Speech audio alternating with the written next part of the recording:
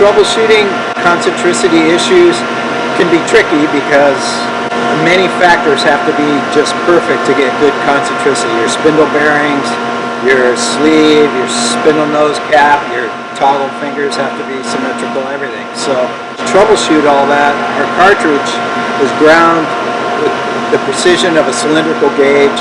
Runout tolerance in our cartridge of better than 50 millionths of an inch, or a little over a micron total runout in the cartridge. So you can actually test the machine under full load conditions and use that to step through. We have a flowchart to help you step through concentricity issues. And if you have issues with clamping force, our Micrograd dial sets its micrometer calibrated closure of the collet. So you actually get a readout in either metric or inch of exactly how much you're closing the collet, just like a micrometer dial closure of the collet. Really makes setting the clamping force a piece of cake.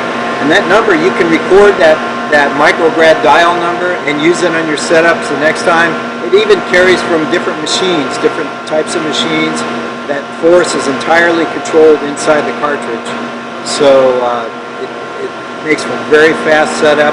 You don't need a lot of finesse and talent and skill to feel the clamping force. You just set, if we want a Micrograd dial setting of 3, you set it on 3, and the night shift can set it, same as the day shift. This machine, that machine, they all set the same way.